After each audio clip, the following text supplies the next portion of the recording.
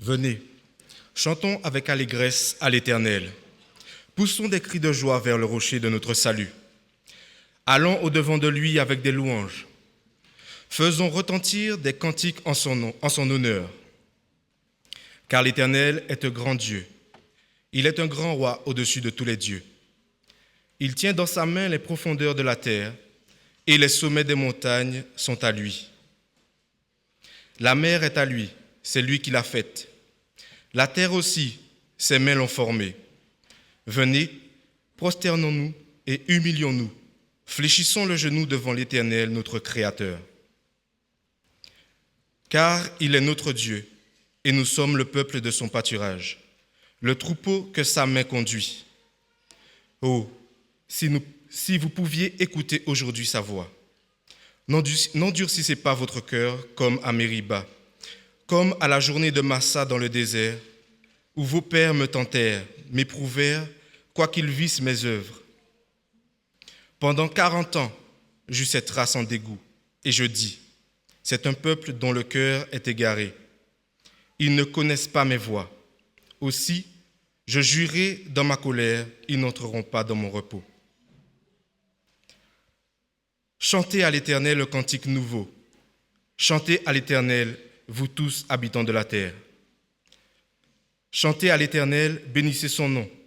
Annoncez de jour en jour son salut. Racontez parmi les nations sa gloire, parmi les peuples ses merveilles. Rendez à l'Éternel gloire pour son nom. Apportez des offrandes et entrez dans ses parvis. Prosternez-vous devant l'Éternel et avec des ornements sacrés. Tremblez devant lui, vous tous habitants de la terre. Dites parmi les nations, l'Éternel règne. Aussi le monde est ferme, il ne chancelle pas. L'Éternel juge les peuples avec droiture. Que le ciel se réjouisse et que la terre soit dans l'allégresse. Que la mer retentisse avec tout ce qu'elle contient. Que la campagne s'égaie avec tout ce qu'elle renferme. Que tous les arbres de la forêt poussent des cris de joie devant l'Éternel. Car il vient pour juger la terre, il jugera le monde avec justice et les peuples avec sa fidélité. Béni soit le Seigneur, jour après jour. Il nous prend en charge, ce Dieu-là est notre salut. Amen.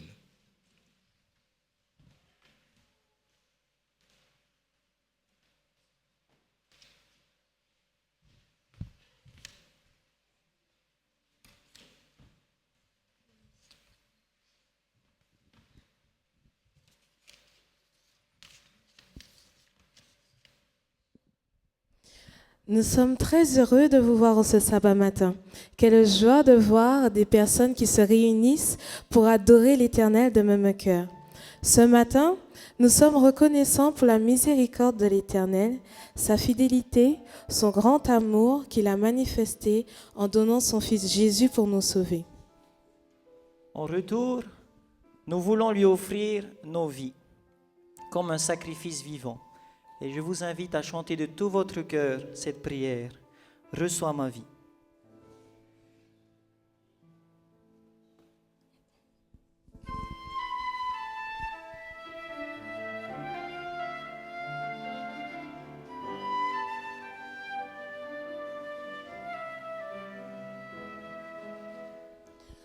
Reçois ma vie comme une adoration. Reçois mon cœur comme un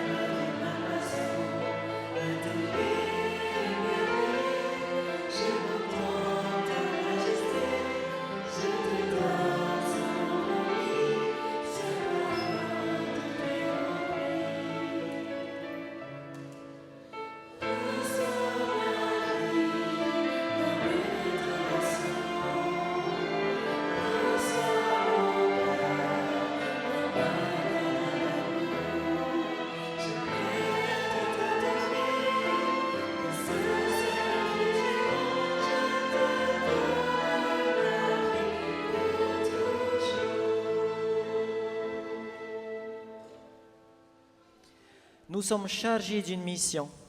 C'est de partager le salut au monde entier, être des témoins dans nos familles, avec nos collègues de travail, auprès de notre entourage. Mais nos plus grands efforts ne seront pas suffisants. Nous avons besoin d'être remplis du Saint-Esprit. L'Esprit nous transforme, il nous unit, et là où il y avait de la division, il rétablira l'unité. Là où il y avait de la discorde, il rétablira la paix. Tous unis dans l'Esprit. Je vous invite à vous lever.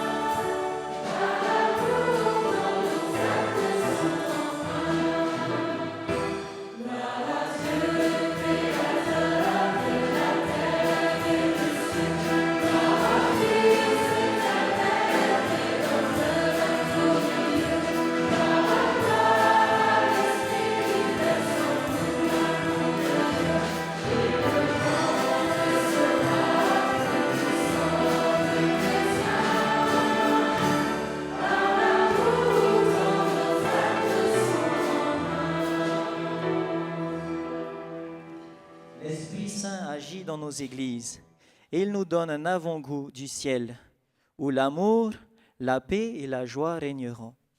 Jésus nous a promis qu'il reviendra nous chercher et que nous vivrons avec lui pour l'éternité. Contemplez mon Dieu sur son trône.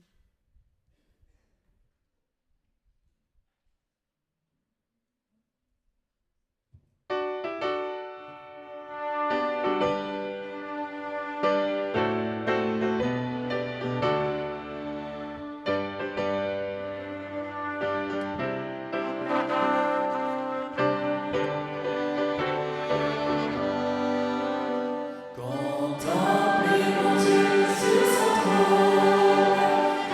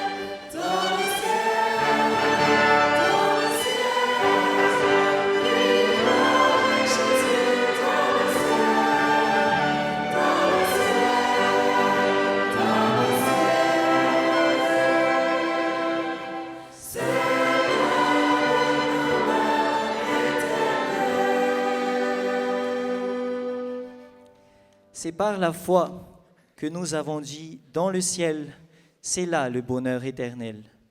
Et nous sommes certains que Dieu accomplira toutes ses promesses. C'est pourquoi nous voulons bénir le Seigneur. Chantez à l'Éternel un cantique nouveau. Chantez à l'Éternel, vous tous habitants de la terre. Racontez parmi les nations sa gloire, parmi tous les peuples ses merveilles. Bénissons Dieu par nos cantiques.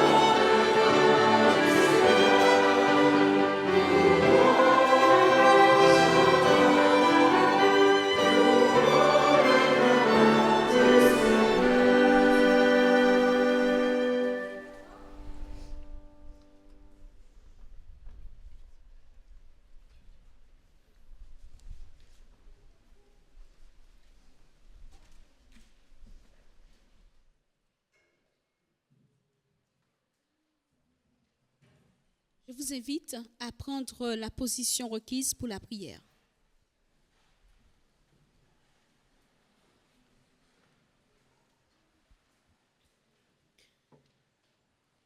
Notre Dieu, notre Père, en cet instant, nous nous humilions devant toi parce que nous reconnaissons, oh Dieu, que nous sommes des pécheurs et vraiment, notre Dieu, nous reconnaissons que par rapport à notre état, que nous nous sentons indignes de nous approcher de toi.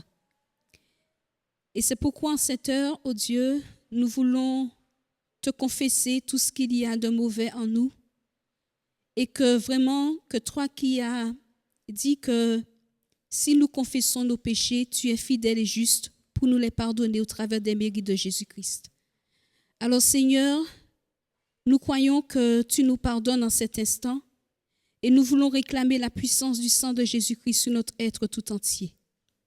Ô notre Dieu, merci de ce que le sang de Christ nous a purifiés, mais nous avons vraiment besoin de recevoir la puissance de ton Saint-Esprit, afin, ô Dieu, que nos yeux puissent vraiment s'ouvrir et que nous puissions te voir tel que tu es.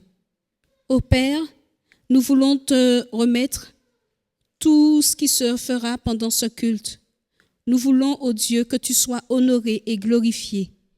Et nous voulons aussi, Père, que tu puisses prendre le contrôle de ce qui sera dit pendant la prédication, que vraiment que tu disposes notre cœur, notre esprit, tout notre être, ô Éternel, afin que chaque perle qui tombera, Seigneur, dans nos cœurs ne puisse pas être stérile, mais qu'elle puisse porter du fruit.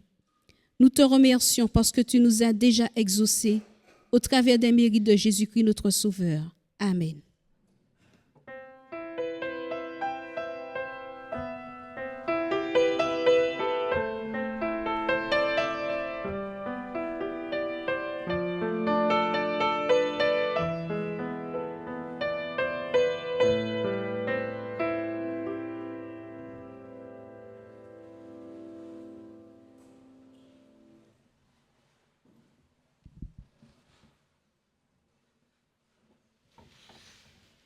Jésus a dit, « Laissez venir à moi les petits-enfants et ne les en empêchez pas, car le royaume des cieux est pour ceux qui leur ressemblent.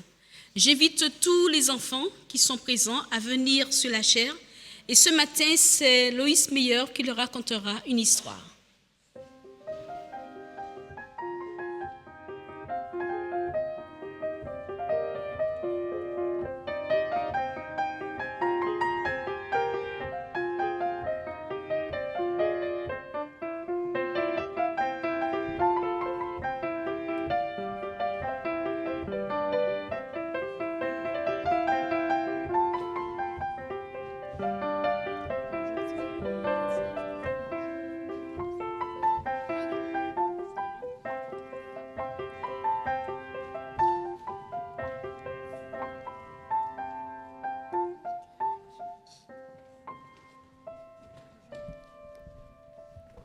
Bonjour à tout le monde, je suis très heureuse de vous voir. On est en petit comité aujourd'hui, c'est les vacances. On pense à ceux qui s'amusent et on apprécie d'être ensemble et de se retrouver. Est-ce que vous aimez lire? Est-ce qu'il y en a parmi vous qui savent lire? Est-ce qu'il y en a d'autres qui ne savent pas lire mais qui aiment quand même les livres? En général, on aime bien les belles histoires. Et mon histoire, elle parle d'un papa qui avait préparé un livre spécial pour ses enfants. C'était l'été, on était dans la maison de Marc et Mimi, et tout le monde était en vacances, même la nounou. Alors malheureusement, papa qui devait quand même travailler, pour cette journée exceptionnelle, il devait laisser Marc et Mimi seuls à la maison. Mais il a bien préparé les choses. Il a préparé la maison, il a préparé à manger, et surtout, il a fait une liste des choses à ne pas oublier pendant la journée. Parce que c'est vrai que quand papa et maman ne sont pas là, on est tout seul et on ne sait pas quoi faire de ce temps. Alors papa, il a laissé une liste sur la table de la cuisine. Et c'était marqué « Aujourd'hui, faire à manger, regarder dans le frigo, prendre soin des plantes, il faudra les arroser parce qu'il fait tellement chaud, ne pas rester tout seul. Et vous devrez veiller l'un sur l'autre. Bien boire. Si vous sortez, qu'est-ce qu'il ne faut pas oublier? La casquette, la crème solaire, la gourde, les lunettes, le chapeau. Et surtout, n'ouvrir la porte qu'à la voisine et chercher dans le vieux livre de la bibliothèque. Au début, papa, il a juste dit la liste. Mais il a bien vu que ça n'allait pas trop marcher. Alors il l'a écrite. Et puis vient le moment de partir. Il répète les dernières recommandations. Et ça y est, ils sont tout seuls. Alors la matinée, je peux vous dire qu'elle passe vite. D'abord, on prend le bol de céréales, on regarde ses dessins animés préférés. Ensuite, on a même le temps de jouer aux cartes, de se brosser les dents, de prendre la douche. Et vient le moment de faire quelque chose. Marc, il se souvient du livre de papa. Il se souvient que c'est écrit en tout petit, il n'y a pas trop d'images, et puis qu'il faut beaucoup se concentrer. C'est un livre rouge comme ça, un vieux livre où les pages, elles sont déjà toutes abîmées, et il y a plein de trésors dedans. Mais pour attraper le livre, il faut monter dans la bibliothèque. Et il est trop petit. Alors il appelle Mimi. Mimi, ça te dit ? On va découvrir le livre que papa il a laissé. Je suis sûre que papa il a prévu des trucs super pour nous dans ce livre. Mimi, elle dit « Je veux bien t'aider, mais avant, on va prendre les bonbons qui sont à côté. » Et puis d'habitude, il y a un petit escalier, il y a un tabouret spécial pour chercher. Mais Mimi, elle a envie d'essayer d'autres choses. Alors elle se dit « Je vais grimper, je vais prendre mes forces, je vais monter dans la bibliothèque. » Et puis bientôt, ce sera l'heure de manger, peut-être que des bonbons, ça nous fera du bien aussi. Alors elle monte. Ah, juste pas. Elle monte encore un petit peu. Et là, ça passe plus. L'étagère, elle commence à faire des petits bruits qui disent qu'elle va bientôt tomber, craquer. Alors elle a peur, elle lâche tout, mais pas tout. Elle garde juste les bras tendus comme ça. Et Marc qui était pas loin, qui entend ce bruit, il se dit « c'est pas normal, qu'est-ce qui se passe ? Mimi, qu'est-ce que tu fais ?» Alors il a vite le réflexe de mettre des oreillers, de faire ce qu'il faut, et il rattrape sa sœur. Mauvaise idée. Plus tard, il est temps de passer encore un peu de temps. Et Marc, il se dit, bon, c'est pas grave, le livre, on laisse tomber, on va faire autre chose. Papa, il nous aidera bien une fois. Et du coup, il prend son ballon dans le salon, puis il se dit, bon, c'est pas grave, si on est deux, eh ben, je ne me ferai pas punir tout seul, alors on va jouer ensemble. Et puis, ce qui se passe arriva, ils mettent le ballon dans une plante, et puis il y a de la terre partout. Alors il faut ramasser, mais c'est pas grave, ni vu ni connu, on cache tout. Et la journée passe. On mange des chips, on mange des glaces. Ça sert à rien de faire à manger, ça sert à rien d'ouvrir le frigo, c'est déjà tout prêt, c'est dans un paquet. Et puis, vient le moment où le ventre, ça tiraille un peu. Alors Marc, il décide de se reposer et il s'endort dans le salon. Mimi, qui a plus trop envie de jouer davantage, elle a plus trop d'énergie, elle prend la tablette de papa et la journée se termine. Le temps passe vite, bien trop vite. Quand papa et maman sont pas là pour nous donner qu'est-ce qu'il faut faire dans la journée, pour nous donner la notion du temps, on se rend compte qu'on est perdu, qu'on ne sait pas quoi faire. Le temps passe, la journée passe, et on entend la clé de la serrure dans la porte. C'est papa. Enfin, on est délivré, on est avec quelqu'un. Alors Mimi, vite, elle réveille Marc, il faut pousser les miettes des chips, il faut mettre les paquets dans la poubelle, il faut tout ranger. Bonjour les enfants, comment allez-vous ? Bien, papa, aucun problème. Et toi, comment ça va ?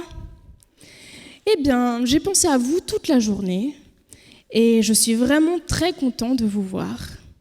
Alors, cette surprise, vous l'avez trouvée ? Quelle surprise ! Tu nous avais pas dit qu'il y avait une surprise ? Vous n'avez donc pas cherché dans le vieux livre ? C'est pas grave, on verra la prochaine fois. Pour le moment, je pense qu'il est temps de manger, d'arroser les fleurs et de ranger le salon. Marc et Mimi, ils étaient déçus. Ils se sont dit, mais on a perdu tout ce temps, on a presque failli se faire mal, et en plus, il y avait une surprise qu'on a loupée. Papa, il dit rien, il laisse passer la semaine, et la semaine d'après, il y a encore une journée où ils doivent rester seuls, mais c'est la dernière. Et cette fois, il se dit, la surprise, on ne va pas la louper. On va commencer par ouvrir le livre.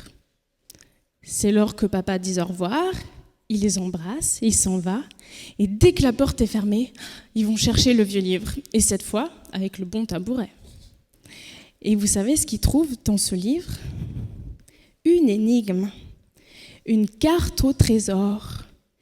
Et en fait, papa avait préparé la journée pour qu'elle se passe bien, pour qu'ils trouvent tout ce dont ils avaient besoin pour pas s'ennuyer et pas que le temps passe trop vite. Alors, ils lisent la première ligne, ils vont voir le four. Qu'est-ce qui était caché dans le four ? Un chapeau de cow-boy. Et sous l'escalier, une robe de princesse pour Mimi. Dans le frigo, il y avait une liste pour commander une pizza. Et enfin, sous le cousin de papa, ils ont trouvé une invitation pour aller chez la voisine se baigner parce qu'il faisait chaud.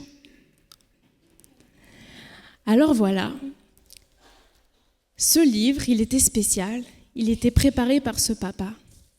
Et nous aussi, on a un papa du ciel qui nous laisse un livre que parfois on a du mal à ouvrir parce qu'on est trop pressé, parce qu'il n'y a pas forcément d'image, parce que c'est trop dur des fois, on lit des histoires qui sont compliquées. Mais c'est comme une énigme. Et Dieu, il nous donne des clés pour essayer de comprendre la Bible et pour que notre journée sur cette terre, elle se passe bien. Alors l'histoire d'aujourd'hui, je vous invite à l'écouter. Elle fait partie de ces histoires qui sont des énigmes. Des histoires qu'on ne comprend pas la première fois qu'on les lit. Et parfois, il faut chercher un petit peu dans la Bible. Mais quand on trouve, c'est comme une pépite d'or qui nous rend heureux et qui nous donne la clé pour vivre heureux avec les gens. C'est ma prière pour vous. Écoutez bien cette histoire et si vous ne la comprenez pas, demandez à vos parents. Bonne journée, bon sabbat.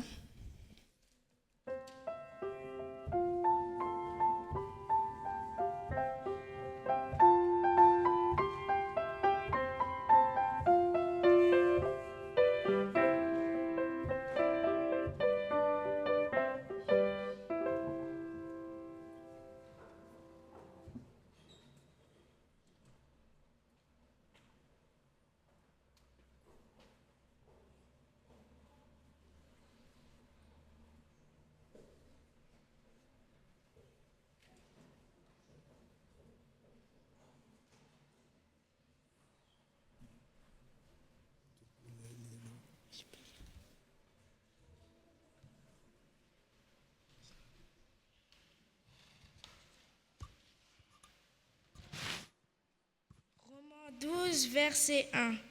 Je vous exhorte donc, frères, au nom de la miséricorde de Dieu, à vous offrir vous-même en sacrifice vivant, saint et agréable à Dieu.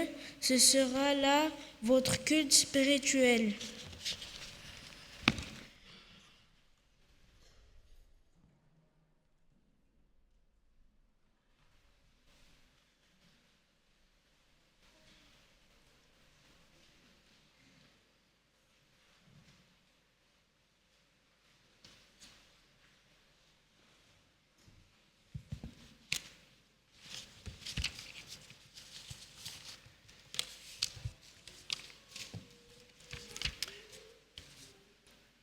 Chers frères et sœurs, chers amis, je vous invite ce matin à réfléchir avec moi sur un récit qui se trouve dans le premier livre de Samuel. Ce récit nous rapporte comment David a voulu amener l'arche de l'Alliance à Jérusalem. Lisons ce texte. Deuxième livre de Samuel, chapitre 6, au chapitre 6, versets 1 jusqu'au 10. 2 Samuel 6, de 1 à 10.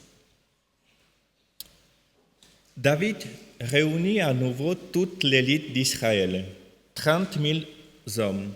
David s'est mis en route et partit, lui et tout le peuple qui était avec lui de Baal-e Yehuda, pour faire monter l'arche de Dieu sur laquelle a été prononcé un nom, le nom du Seigneur le Tout-Puissant, siégeant sur les chérubins.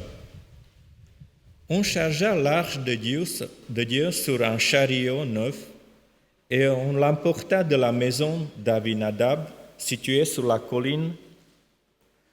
Uza et Abio, les fils d'Avinadab, conduisaient le chariot neuf. On les mena de la maison d'Avinadab, qui est sur la colline, avec l'arche de Dieu, et Ahio marchait devant l'arche. David et toute la maison d'Israël se battaient devant le Seigneur au son de tous les instruments de cypre, des cithars, des harpes, des tambourins, des cymbales. Ils arrivent à l'ère de Nacon.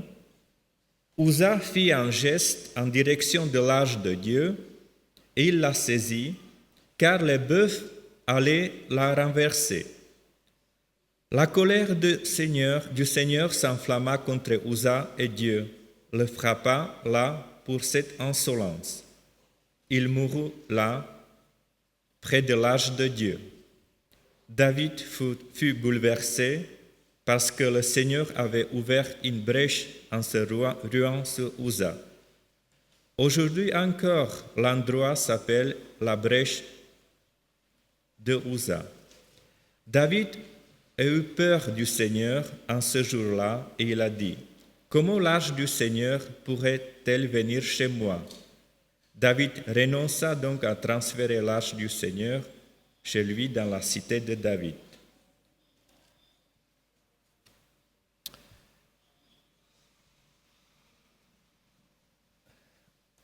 Donc, ce texte nous présente la situation où David rassemble toute l'élite de la nation, organise une festivité, un culte. Voilà, toute la description qui est faite dans le texte, en effet, souligne ce caractère cultuel de l'événement. Il veut transporter l'arche de l'Alliance dans sa nouvelle cité, à Jérusalem. On a choisi un char neuf. Oui, c'est 2 fois mentionné dans le texte, si vous l'aviez remarqué. On met l'arche dessus pour le transport. Le char est conduit par les 2 frères, Uza et Achio. Tout se passe bien. Mais soudainement, le moment de joie se tourne au drame. Le bœuf, en effet, fait renverser l'arche. À l'écart de l'étalage qui a fait verser cette l'arche, qui est au point de tomber du char. Mais il y a quelqu'un, heureusement, Uza, qui étend sa main pour arrimer cette l'arche, pour qu'elle ne tombe pas. Il est là pour sauver la situation. Mais d'un coup, il est mort d'avoir touché l'arche. Le narrateur nous dit que c'est Dieu qui l'a frappé. Dieu l'a fait mourir. Uza, il s'est approché pour soutenir l'arche, qu'elle ne tombe pas, et il est mort. Il avait une bonne intention, et cette bonne intention s'est transformée en catastrophe. Ce texte n'est pas facile. Et je vous dis, quand j'ai partagé avec mon épouse le texte que je voulais choisir pour la prédication, elle m'a regardé, elle m'a dit, pourquoi je n'ai pas choisi encore texte plus difficile. Mais je ne prétends pas lever toutes vos questions que ce texte soulève, mais on va essayer ensemble de trouver quelque chose qui sera important pour notre vie spirituelle, pour notre vie avec Dieu. Pourquoi Dieu agit si sévèrement contre Uza, qui avait cette bonne intention, qui apparemment il n'a rien fait de mal. Au contraire, même David,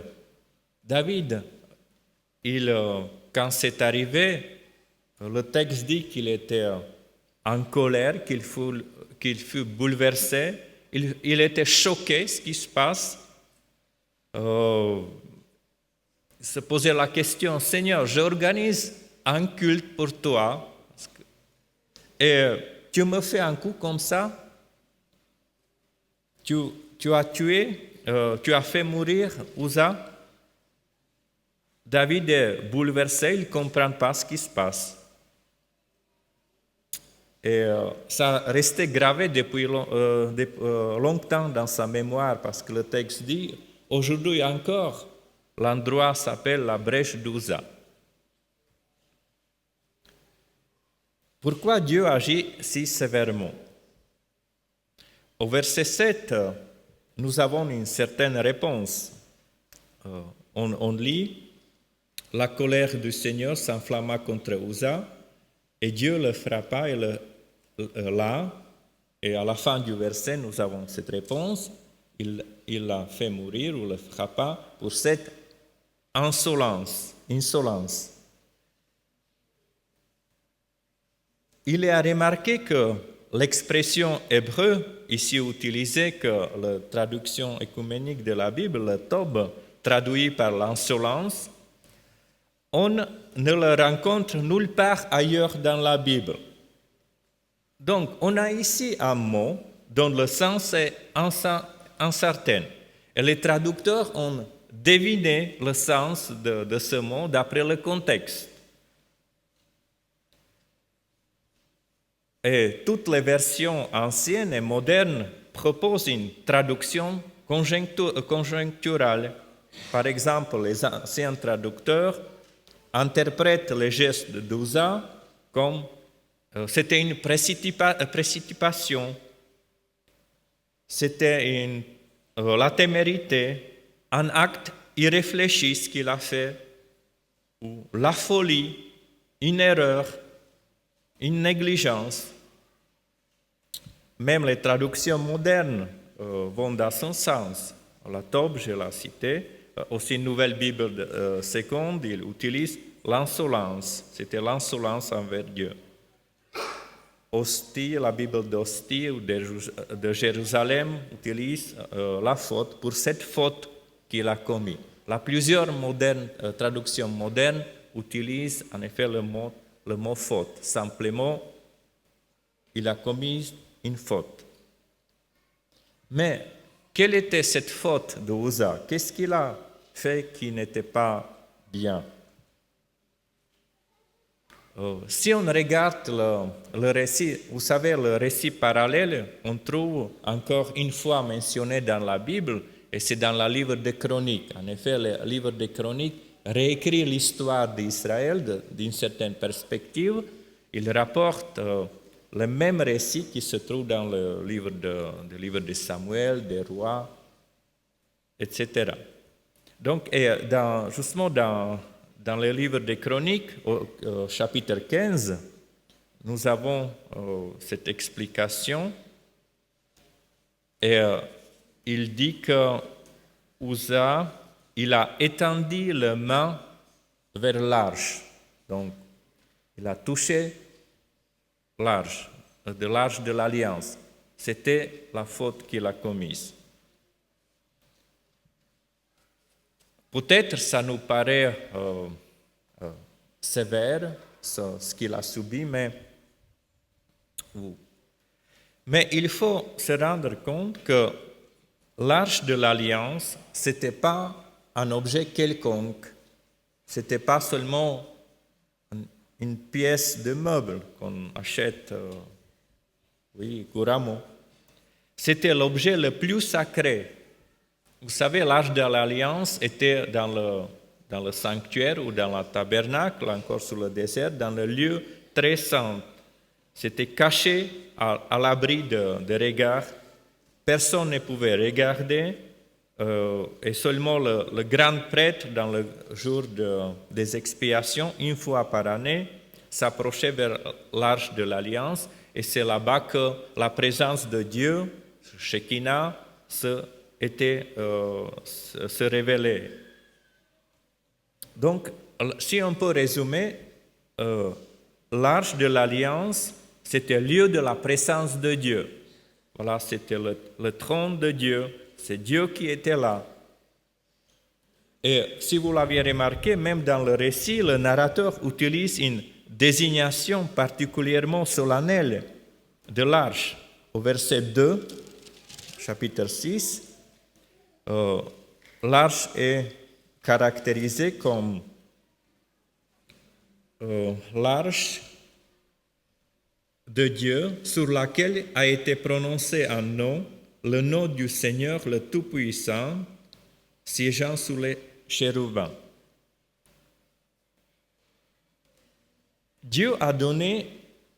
Il faut rappeler que Dieu a donné des instructions très précises comment s'approcher à l'arche. Je lirai ces quelques versets, c'est au livre de l'Exode, au chapitre 25.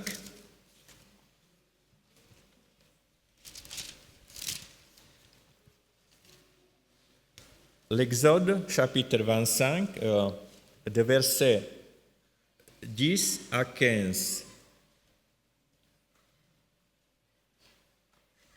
Ils le feront donc une arche en bois d'acacia, longue de 2 coudées et demi.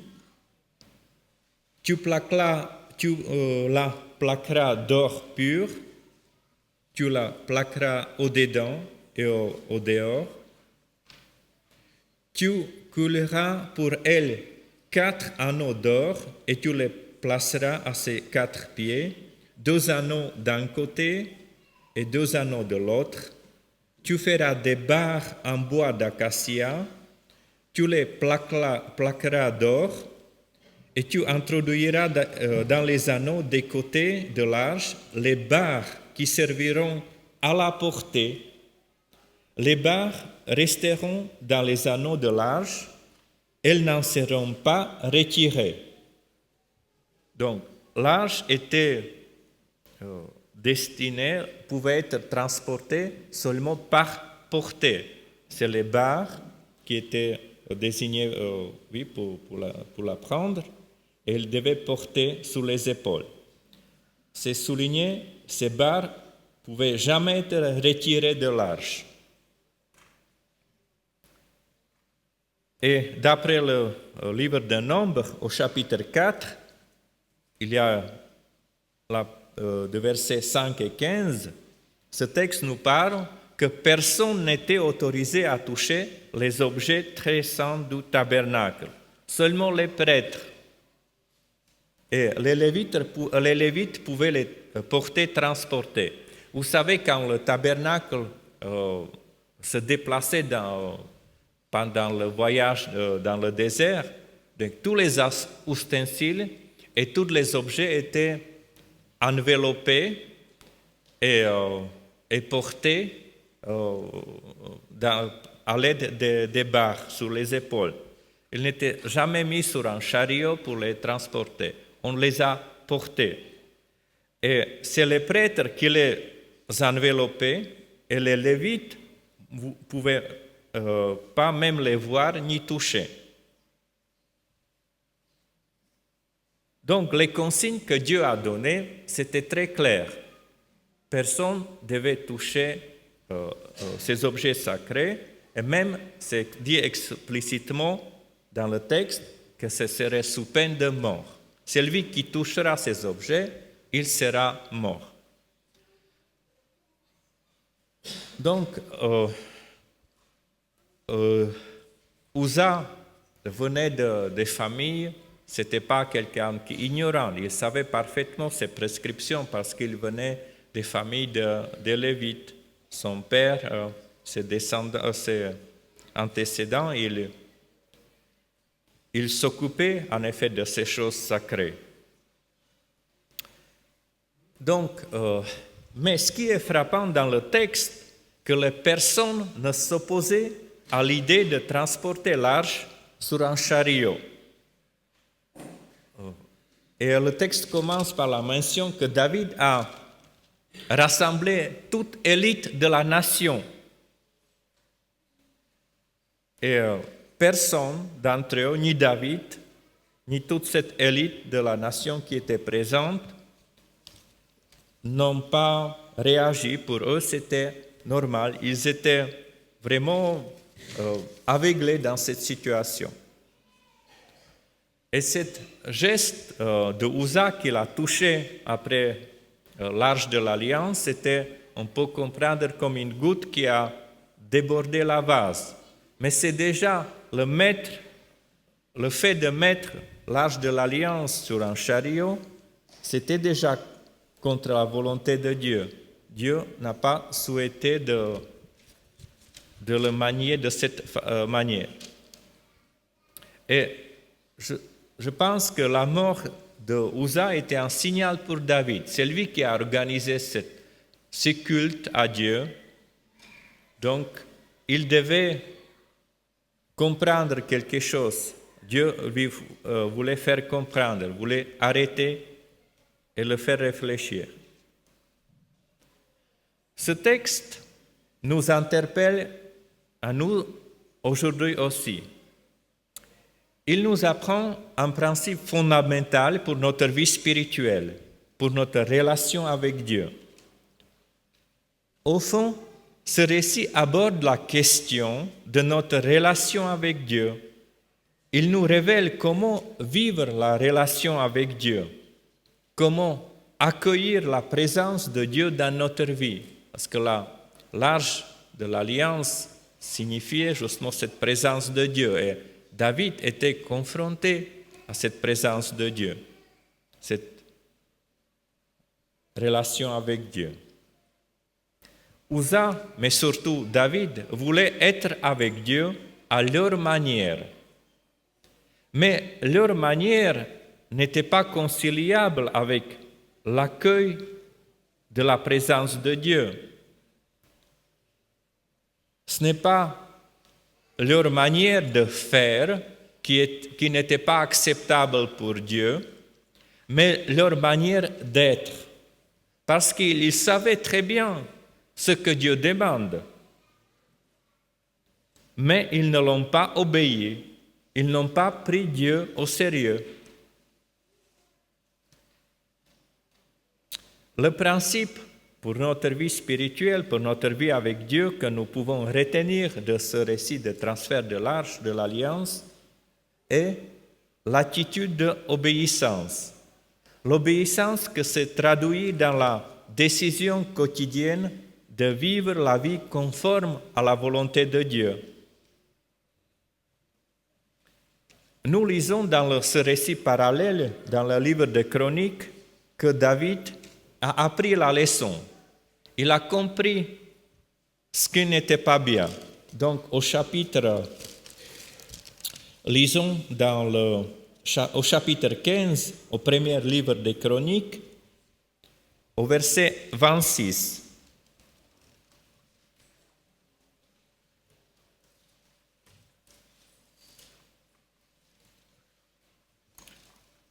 Ou bien, pour le contexte, on pourra lire encore au verset 20.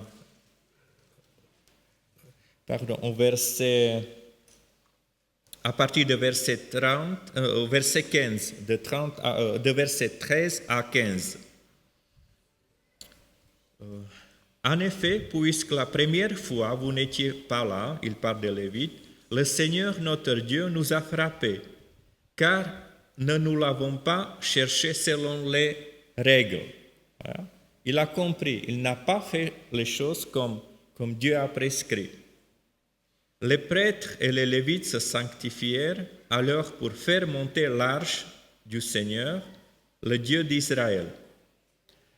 Les fils des Lévites, comme l'avait ordonné Moïse, selon la parole du Seigneur, portèrent l'arche de Dieu sur leurs épaules avec leurs barres. Voyez?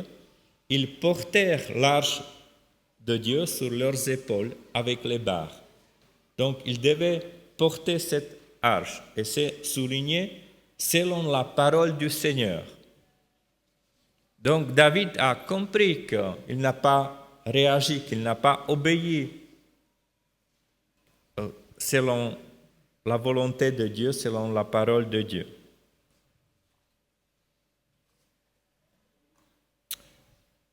Je me suis demandé d'où cette idée de transporter l'arche sur un chariot. Pourquoi cette, entre guillemets, innovation? Parce qu'il savait très bien, depuis des temps, qu'on n'a jamais transporté l'arche avec un chariot attelé aux animaux.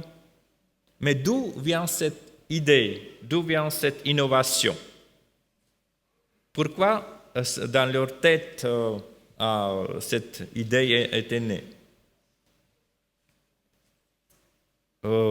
Mais c'est très simple à comprendre.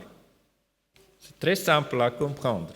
L'arche a été fabriquée du bois d'acacia, mais elle était plaquée de pur or. Elle contenait les tables de la loi qui étaient en pierre. Donc, imaginez, le couvercle de l'arche était tout en or massif, pur or. Donc, vous imaginez quel poids cette arche avait. Selon les estimations, 150 ou 200 kilos. Donc, c'est un objet pas très léger, c'est un objet assez lourd. Donc, c'était plus facile, plus logique, moins fatigant de transporter sur l'arche, sur un chariot attelé à des animaux, n'est-ce pas? C'était très logique ce qu'il a fait. David n'avait pas de tort dans son raisonnement. D'ailleurs, il y a un détail très intéressant dans la version de ce récit dans le livre des Chroniques, au chapitre 15. Justement, au verset 26, il est écrit que Dieu a donné son aide aux Lévites qui portaient l'arche de l'Alliance.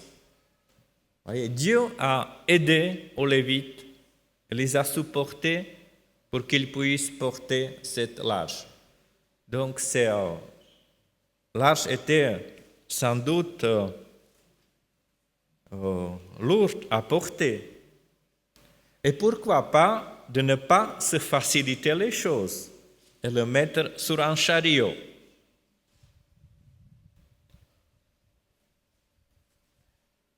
Dans le premier livre de Samuel, au chapitre 6, on apprend que ce n'était pas pour la première fois que l'arche était transportée sur un char.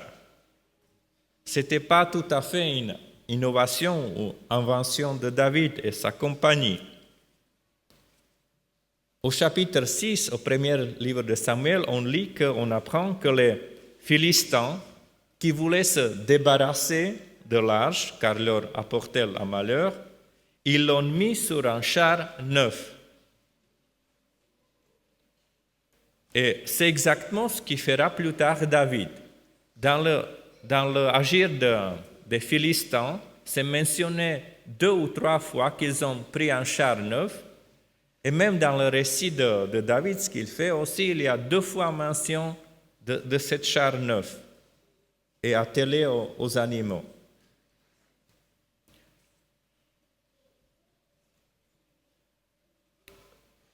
Donc David a repris la pratique des Philistins.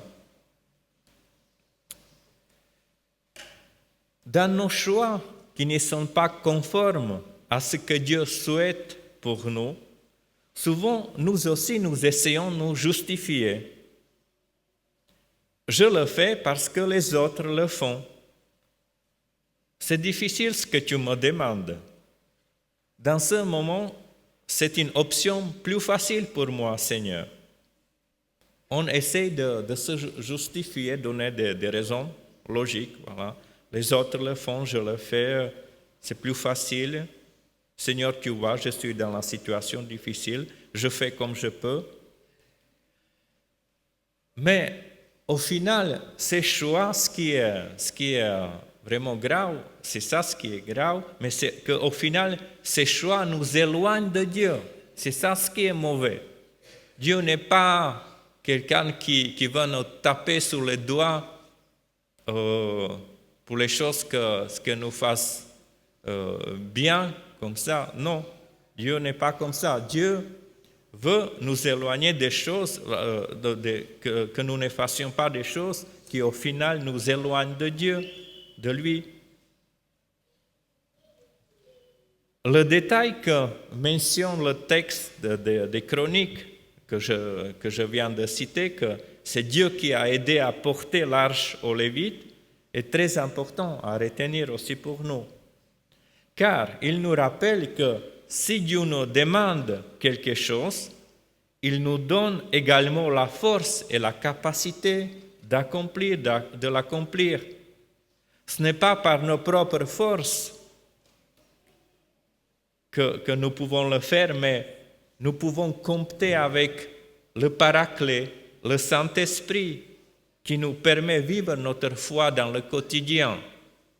Et je pense que dans nos communautés, dans notre vie, nous sous-estimons beaucoup cette puissance de Saint-Esprit qui peut nous transformer, qui nous peut rendre capables de faire des bons choix dans la vie, d'être avec Dieu, de transformer notre être. Nous pouvons compter avec cette aide, cette intervention de Dieu dans notre vie. Ce récit ne se termine pas avec la mort d'Uza. Si ce récit se terminerait avec la mort de Uza, Donc, si on est resté sur ça que Dieu a fait mourir, cette personne qui avait une bonne intention, qu'il a touché l'arche qu'il ne devait pas toucher, on aurait une image incomplète de Dieu. Je dirais même, on aurait une image déformée de Dieu.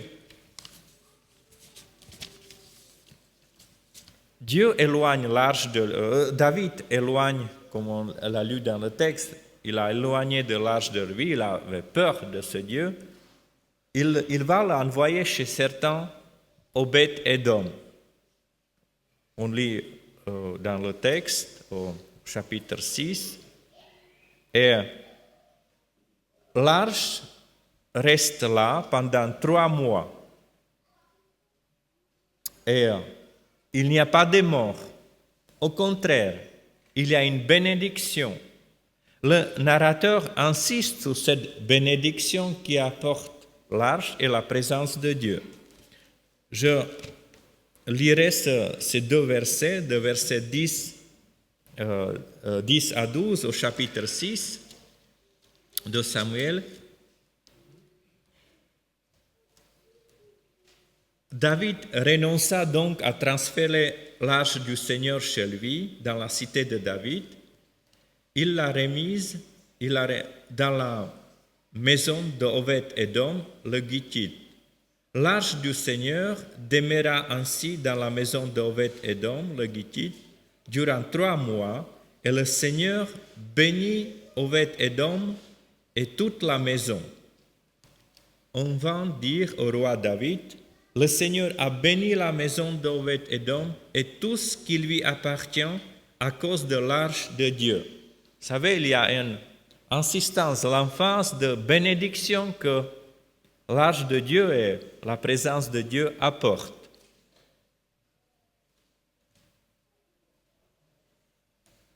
C'est pour nous, pour rappeler aux lecteurs, mais aussi à nous, que la présence de Dieu apporte une bénédiction. La vie de Dieu apporte une bénédiction, la vie en abondance, la vie pleine, la vie féconde, la vie différente.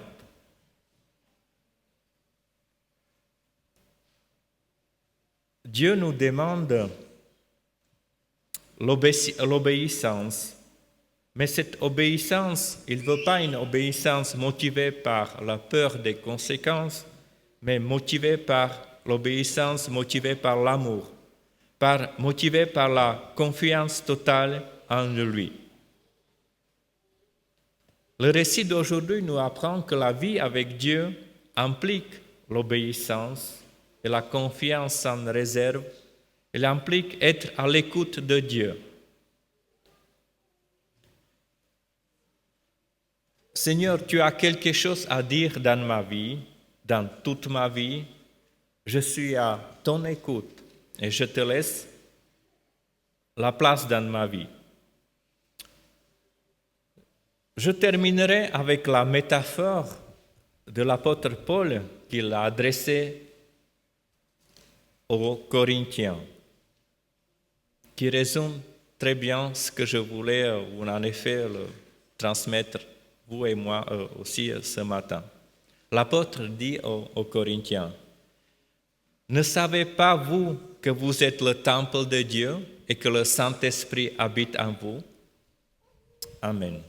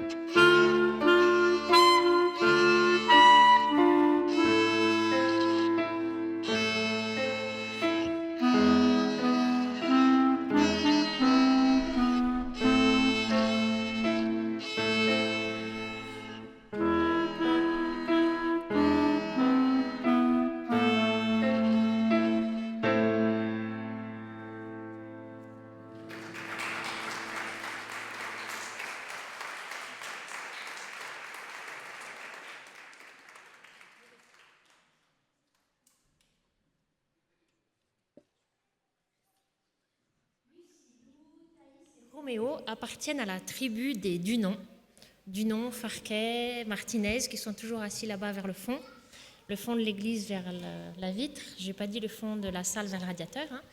Donc, Lucilou, Thaïs et Roméo avaient une bonne raison, j'imagine, ce matin de venir à l'église. Et ils m'ont dit cette semaine, grand-maman va être aux anges. Est-ce que grand-maman Verena était aux anges? Elle a fait ça. Pour la collecte, c'est l'été, on peut se permettre d'être un peu plus décontracté. On ne va pas jouer un morceau de musique tout bien comme il faut, mais j'invite les musiciens, ils ont entendu le morceau 2 fois, maintenant ils doivent l'avoir dans l'oreille, de jouer avec eux et d'inventer des petites notes par-dessus et d'intégrer Lucilou, Roméo et Thaïs à la musique.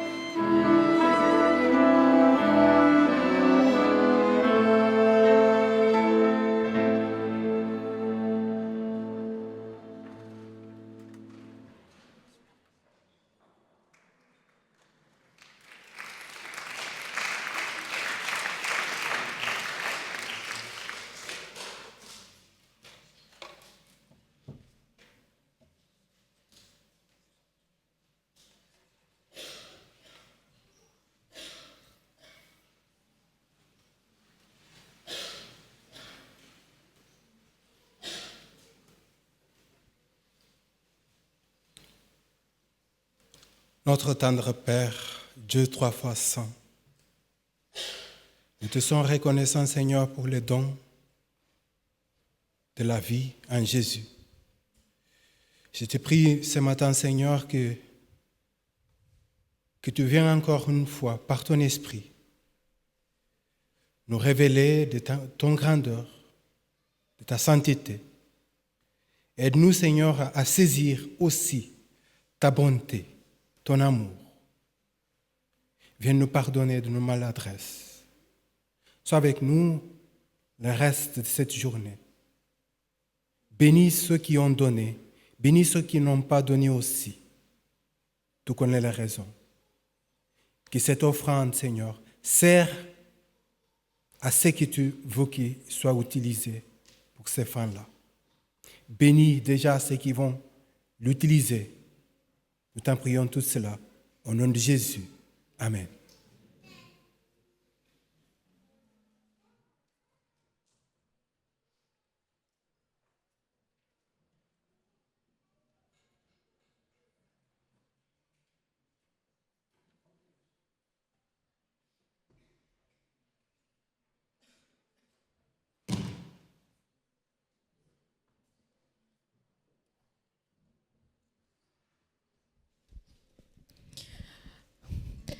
Tu aimeras l'Éternel ton Dieu de tout ton cœur, de toute ton âme et de toute ta force. Par les paroles de ce chant, je vous invite à faire de Dieu le centre de votre vie. Remettez-lui tout entre ses mains. Je te donne mon cœur.